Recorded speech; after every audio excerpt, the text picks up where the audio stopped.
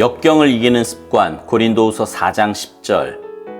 우리가 항상 예수의 죽음을 몸에 짊어짐은 예수의 생명이 또한 우리 몸에 나타나게 하려 함이라. 우리는 하나님께서 은혜로 우리 안에 이루신 것을 삶에서 표현하는 습관을 길러야 합니다. 단지 지옥으로부터 구원받기 위해서가 아니라 구원받은 후에 하나님의 아들의 생명을 우리의 죽을 육체를 통해 드러내기 위해서입니다. 그런데 우리가 주님의 생명을 드러내는지의 여부는 역경을 당해보면 압니다. 하나님의 아들의 그 원천적인 향기를 드러냅니까? 아니면 그분을 떠나 나 자신의 짜증과 신경질과 초조함을 드러냅니까? 역경 가운데 참된 자유함을 누릴 수 있는 유일한 비결은 하나님의 아들의 생명이 우리 안에서 드러나기를 간절히 열망하는 것입니다.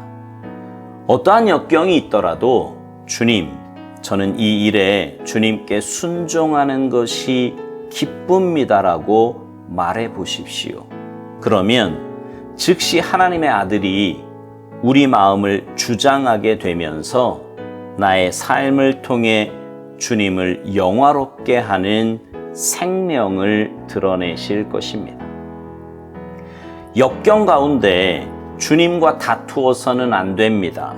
당신이 빛에 순종하는 순간 하나님의 아들이 당신을 통해 빛을 비추실 것입니다.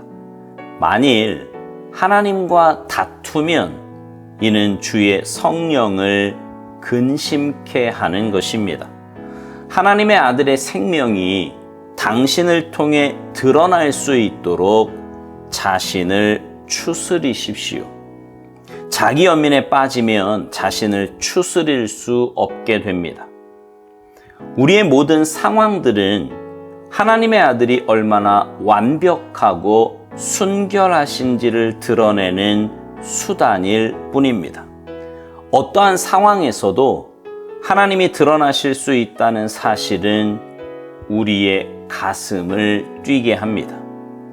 역경을 택하는 것과 하나님의 섭리 가운데 역경을 당하는 것은 다릅니다. 만일 하나님께서 역경을 허락하셨다면 그분은 당신 곁에서 충분히 당신을 도우실 것입니다. 어떤 상황에서든지 하나님의 아들의 생명이 드러나도록 자신의 영혼을 추스리십시오.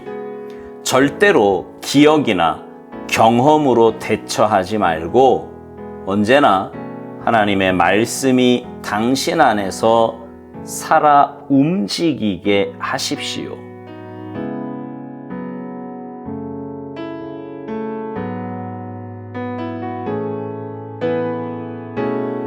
여러분은 삶에서 느끼는 감정이나 마음을 이렇게 잘 표현하며 사십니까? 아니면 이렇게 좀 감추며 사십니까? 제가 결혼 초에 아내에게 들었던 말 중에 제 삶을 이렇게 좀 바꿔놓았던 말이 표현하지 않는데 어떻게 아냐는 말이었습니다. 분명히 아내를 많이 사랑하거든요. 근데 그 사랑을 표현하지 않으면 아내가 어떻게 아느냐라는 거예요. 아마도 많은 남자분들이 마음에 그런 마음 갖고 있을 거예요. 뭐 꼭 말해야 아나. 사랑하니까 결혼했고 사랑하니까 같이 사는 거지. 반면에 많은 여자분들은 그렇게 반문합니다. 표현하지 않는데 사랑으로 사는지 습관으로 사는지 헤어지지 못해 사는지 어떻게 아냐?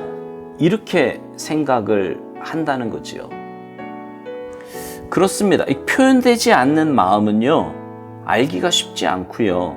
표현되지 않는 사랑 역시 느끼기가 쉽지 않습니다. 구원받은 우리의 삶도 마찬가지예요. 하나님께서 우리 삶에 역사하셔서 우리로 구원의 반열에 들어서게 하셨습니다. 그리고 때를 따라 돕는 은혜로 우리의 삶이 하루하루 살아가게 됩니다. 이것이 얼마나 복된 삶인지 우리의 입술로 또 우리의 삶으로 표현하며 살아야 돼요. 표현하며. 오스왈드 목사님은 그럴 때, 우리가 그렇게 표현하며 살 때 하나님의 아들의 생명을 우리의 죽을 육체를 통해 제대로 드러내게 된다고 말합니다. 특별히 우리가 주님의 생명을 드러내는지의 여부는 역경을 당해보면 안다는 거예요.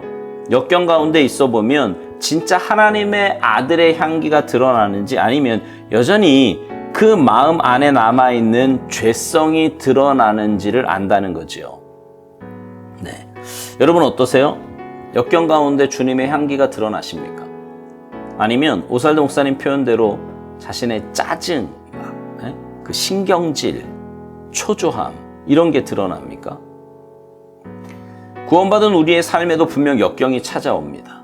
와요. 그런데 그 역경 가운데서 참된 자유를 누릴 수 있는 유일한 비결은 하나님의 아들이, 그 아들의 생명이 우리 안에서 드러나기를 간절히 열망하는 것이라고 오스왈드 목사님은 말합니다. 그러니까 삶의 고난이 오고 문제가 찾아올 때 세상 사람들과 다를 바 없는 모습과 반응을 보이는 게 아니라, 아까 얘기한 짜증, 신경질, 이건 세상 사람들의 반응이잖아요. 근데 그런 반응을 보이는 게 아니라 우리는 하나님의 자녀고 구원받은 하나님 나라 백성이라는 것을 깨닫고 그 고난과 역경 가운데서도 하나님의 뜻을 외면하지 않고 살아간다면 우리는 그 안에서도 참된 자유함을 누리며 살아가게 된다는 것입니다.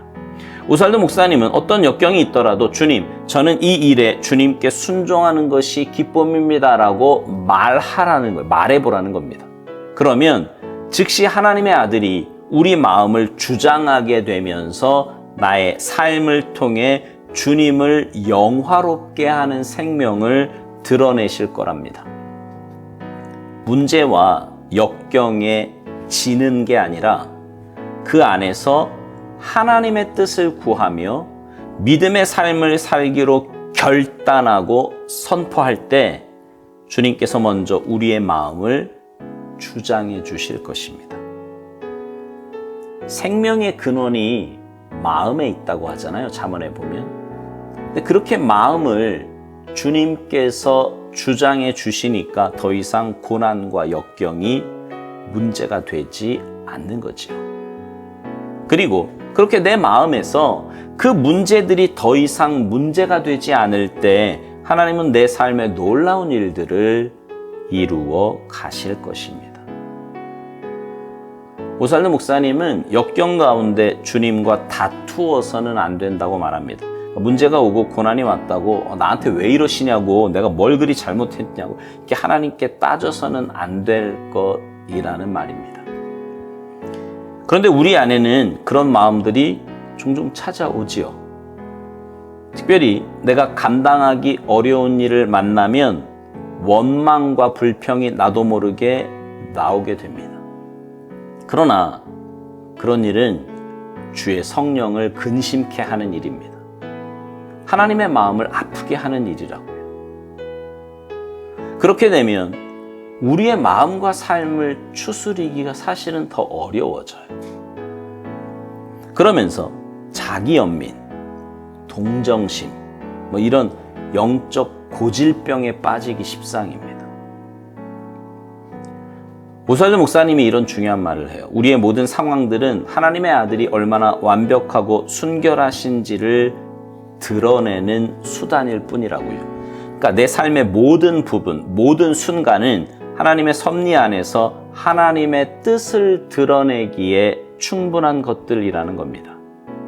주님 안에 있는 하나님의 자녀들에게는 어떤 순간도 쓸데없거나 불필요한 일은 없다는 말이에요. 그 모든 일들을 통해 하나님의 구원과 은혜가 드러나고 표현될 수 있기 때문입니다.